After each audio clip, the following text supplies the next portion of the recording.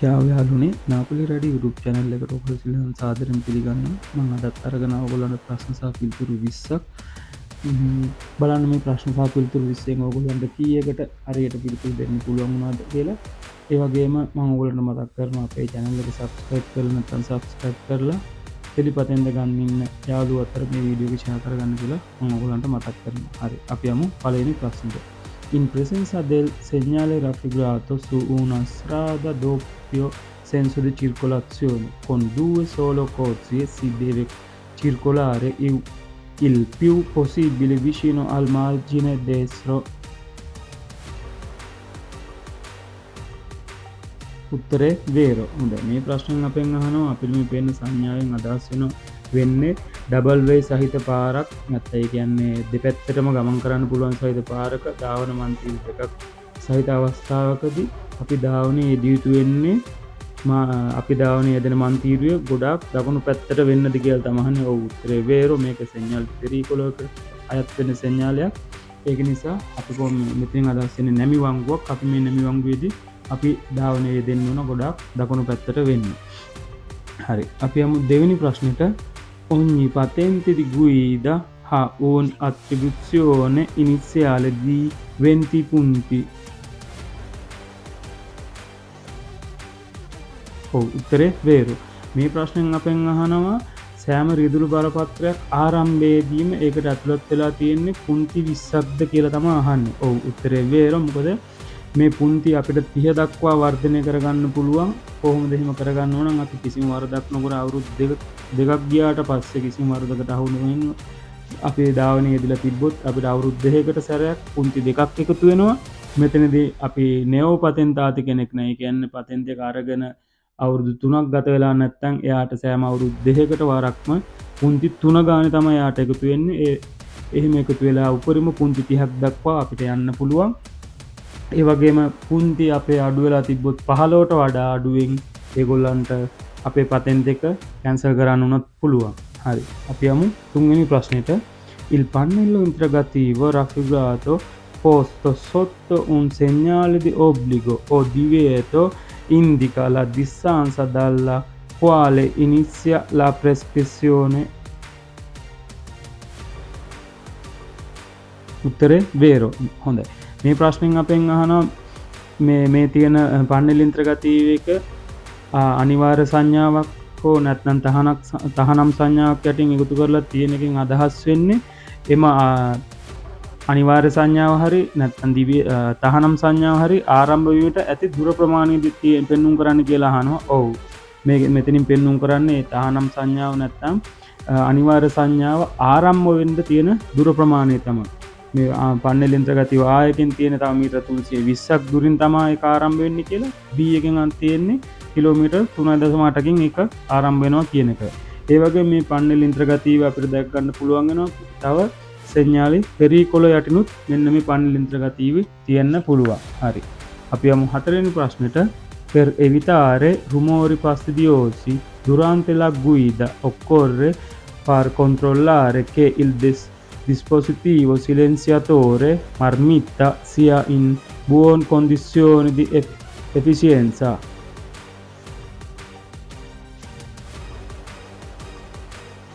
උත්තරේ වේරෝ. හරි. මේකෙන් අපෙන් අහනවා අපි ධාවනයේ යෙදෙනකොට ඇසෙන කරදරකාරී ශබ්ද වළක්වා ගැනීමට අපි වාහනේ සයිලන්සර් එකේ මර්මිත්ත කියන්නේ ඒකට හොඳ තත්ත්වයක තියනවාද කියන එක පරීක්ෂා කර බැලීම සුදුසුයිද කියලා තමයි අහන්නේ. ඔව් අපි කරලා බලන එක වඩාත් සුදුසුයි. හරි. පස්වෙනි ප්‍රශ්නේ. In caso di pioggia occorre frenare energicamente. උත්තරේ ෆාල්සෝ. මේ ප්‍රශ්නෙන් අහනවා වැසි සහිත අවස්ථාවකදී අපි ධාවනයේ යෙදෙනකොට හදිස්සියෙන් නැත්නම් අපි ක්ෂණිකව බ්‍රේක් කිරීම නැත්නම් වඩාත් බර දාලා බ්‍රේක් කරන එක සුදුසුයිද කියලා අහන්නේ. උත්තරේ ෆාල්සෝ. අපි මේ වැසි සහිත අවස්ථාවකදී අපි ධාවනය කරන්න ඕන අඩු වේගයකින් සහ දිස්ත්‍රාන්ත සිකුරේට්ස් එක වැඩි කරන. ඒ කියන්නේ අපි දින වාහනේ සමග තියෙන පරතරය වැඩි කරගෙන අපි ගොඩක් ප්‍රයෝජනකාරී ලෙස තමයි ධාවනයේ යෙදෙන්න ඕනේ. හරි. අපි යමු 6 වෙනි ප්‍රශ්නෙට. Il segnale raffigurato posto nei centri abitati preannuncia l'incrocio con una linea tranviaria non regolato da semafori.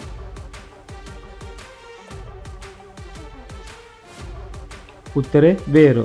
හරි මේ ප්‍රශ්නෙන් අපෙන් අහනවා මේ අපිට වෙන්නේ මේ සංඥාවෙන් කියවෙන්නේ නැත්නම් අදහස් වෙනවද කියලා අහනවා.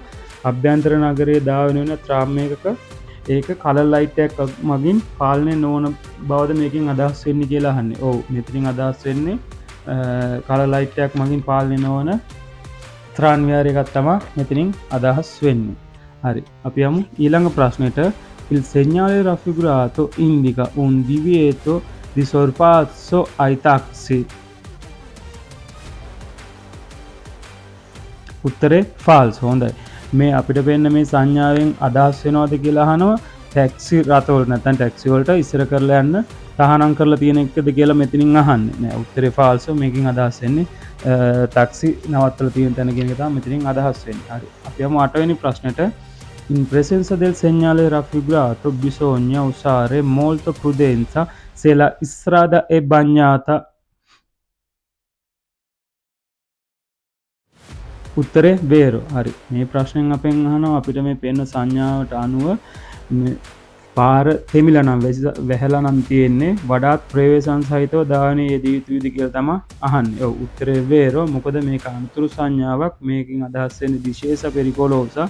මොකද මේ අපිට තියෙන්නේ පල්ලමක්. මේ පල්ලමක් බහිනකොට පාර තෙතයි නම් අපි අනිවාර්යයෙන්ම වඩාත් වේගය අඩු කරලා ගොඩක් සුපරීක්ෂාකාරී ලෙස තමයි ධාවනයේ යෙදෙන්න ඕනේ. හරි. අපි යමු 9 වෙනි ප්‍රශ්නෙට. è vietato il sorpasso se nevica.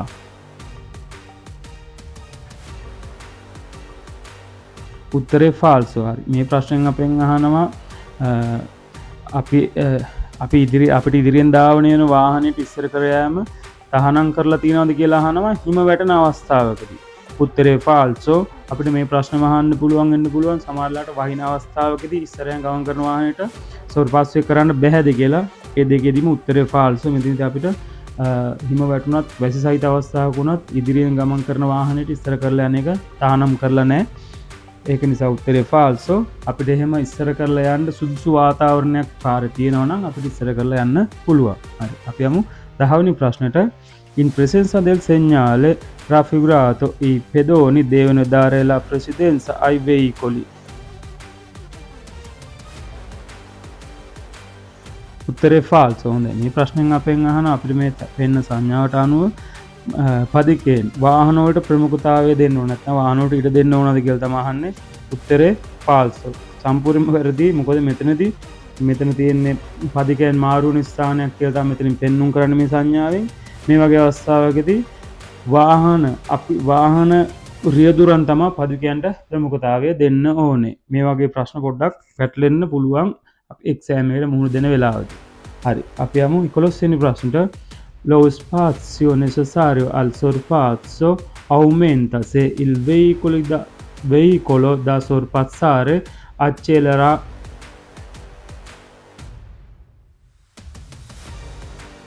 උත්තරේ vero. හරි මේ ප්‍රශ්නෙන් අපෙන් අහනවා අපි වාහනයකට ඉස්සර කරලා යන්න හදනකොට අපි ඉස්සර කරන්න යන වාහනය එයා වේගය වැඩි කරමින් ගමන් කරොත් අපිට ඒ වාහනේ ඉස්සර කරලා යන්න වැඩි ඉඩක් අවශ්‍ය වෙනවද කියලා තමයි අහන්නේ. ඔව් උත්තරේ vero. මොකද අපි ඉස්සර කරන්න යන වාහනය අපි ඉස්සර කරන්න යනකොට එයාගේ වාහනේ වේගය වැඩි කරොත් අපිට වැඩි ඉඩ කඩක් ඕන එයා යන වේගය අභිබවල යන්න ඕන අපි ආව ඉස්සර කරන්න. යන්න ඒක නිසා අපිට ස්පාත්සික ගොඩක් ස්පාත්සික ඕන. ඒක නිසා උත්තරේ vero. හරි. අපි යමු 12 වෙනි ප්‍රශ්නට. Nella situazione rappresentata in figura il veicolo A deve attendere il transito dei veicoli C ed R.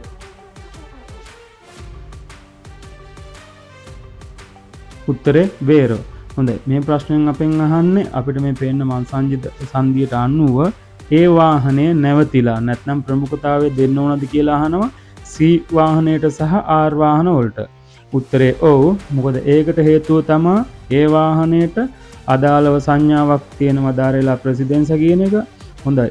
අපි බලමු මෙතනදී වාහන පිටත් වෙන පිළිවෙල ප්‍රමුඛතාවය අනුව. මෙතනදී පළමුවෙන්ම පිටත් වෙනවා C වාහනය. මොකද කිව්වොත් ඒ වාහනයට සහ H වාහන දෙකටම අදාළව තියෙනවා ධාරේ ප්‍රෙසිඩන්ස් එක කියන්නේ ඒගොල්ලෝ නැවතිලා අනිත් වාහන වලට ඉඩ දෙන්න ඕන. ඒක නිසා C වාහනේ පිටත් වෙනවා. ඒ වගේම ඊට පස්සේ දෙවනුව පිටත් වෙනවා R වාහනය. R වාහනේ පිටත් වුණාට පස්සේ තුන්වෙනුව පිටත් වෙනවා ඒ වාහනය. ඒ වාහනේ පිටත් වුණාට පස්සේ H වාහනේ පිටත් වෙනවා. මම හිතනවා ඔයගොල්ලන්ට ඒක පැහැදිලි වෙන්න ඇති කියලා. හරි. අපි යමු 13 වෙනි ප්‍රශ්නෙට. Il pannello interrogativo raffigurato indica un'area di parcheggio riservata alle macchine operatrici.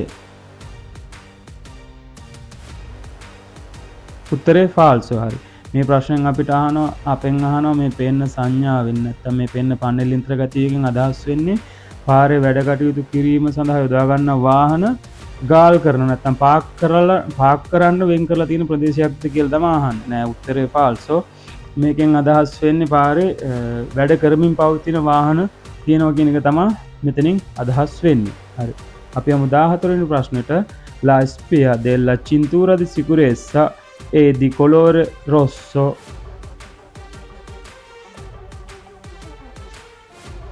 උත්තරේ vero. හරි. මේ ප්‍රශ්නෙන් අපෙන් අහනවා ආසන පටි නැත්නම් සීට් බෙල්ට් එකේ අනතුරු ඇඟවීමේ ආලෝක සංඥාව රතු පාටින් දිස් වෙනවද කියලා තමයි අහන්නේ. ඔව් ඒක දිස් වෙන්නේ රතු පාටින්.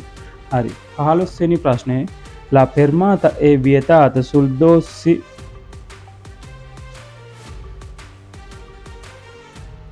උත්තරේ vero. හරි. මේකෙන් අහනවා වාහනය දෝස්ස එකේදී නැවැත්වීම තහනම්ද කියලා අහන්නේ. කියන්නේ නැවැත්වීම කියන්නේ කාට හරි වාහනෙන් බහින්න හෝ කාට හරි වාහනෙන් නගින්න තහනම් කරලා තියෙන්නේ කියලා අහන්නේ. ඔව් අනිවාර්යයෙන්ම තහනම් කරලා තියෙන්නේ දෝස්ස එකකදී. මම සෙන්යල් දි පෙරිකොල යටදී මේ සංඥාව ගැන පැහැදිලි කරලා තියෙනවා. ඒ වීඩියෝ එක බලන්න නැත්නම් ඒ වීඩියෝ එක බලන්න ගියත් මම ඔයගොල්ලන්ට මතක් කරනවා. හරි. අපි යමු 16 වෙනි ප්‍රශ්නෙට. Secondo le norme di precedenza nell'incrocio rappresentato in figura, il veicolo C deve passare dopo i veicoli R e A.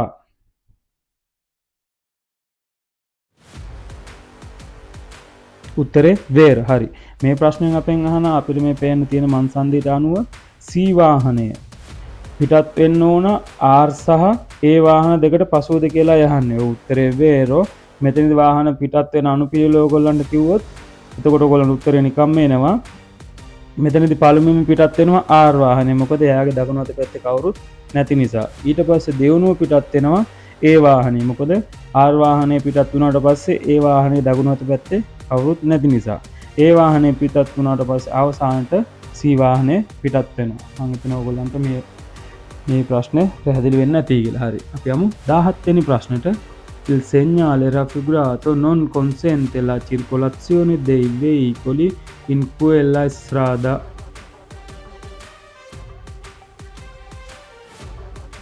උත්තරේ falso. හරි. මේ ප්‍රශ්නෙන් අපෙන් අහනවා අපිට මේ පේන්න සංඥාවට අනුව මේ සංඥාව තියෙන පාරේ වාහන ධාවනය යෙදීම නොහැකි කරන්න බැරිද කියලා තමයි අහන්නේ. උත්තරේ falso. මොකද මෙතනදී මේක තහනම් සංඥාවලට අදාළ වෙන සෙන්සෝ වේදාත එක තමයි මේ සංඥාව හඳුන්වන්නේ. මෙතනදී අපිට මේ මාර්ගයට මේ සංඥාව තියෙන පැත්තෙන් ඇතුල් වෙන්න බෑ. නමුත් අපිට අනිත් පැත්තෙන් පිටිපස්සෙන් මේ පාරට ඇතුල් වෙලා වෙනත් පැත්තකින් ඇතුල් වෙලා මේ මාර්ගයට ඇතුල් වෙන්න පුළුවන්.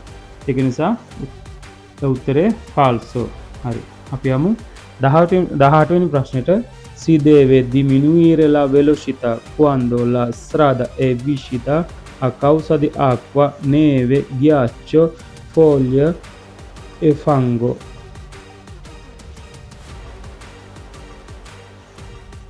උත්තරේ vero. හරි. මේ ප්‍රශ්නෙන් අහනවා අපි ධාවනයේ යෙදෙන මාර්ගයේදී දියසෙවල වතුර නැත්නම් තෙතනම් හා හිම හරි අයිස් හරි කොළ හරි මඩ සහිත නම් අපි ධාවනයේ යෙදෙන වේගය අඩාල කරමින් ධාවනයේ යෙදෙන්න ඕනද කියලා තමයි අහන්නේ. ඔව් අපි අනිවාර්යයෙන් මේ වගේ අවස්ථාවලදී වාහනේ අපි ධාවනයේ යෙදෙන වේගය අඩාල කරලා තමයි අපි ධාවනයේ යෙදෙන්න ඕනේ.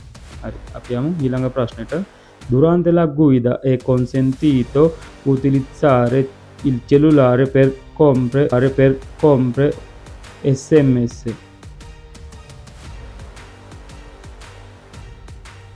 උත්තරේ ෆාල්ස්. මේකෙන් අපෙන් අහනවා අපි දානේ යෙදෙන වෙලාවට දුරකථනය හරහා කෙටි පරිණතයක් යැවීමට අවසර තියෙනවද කියලා තමයි අහන්නේ.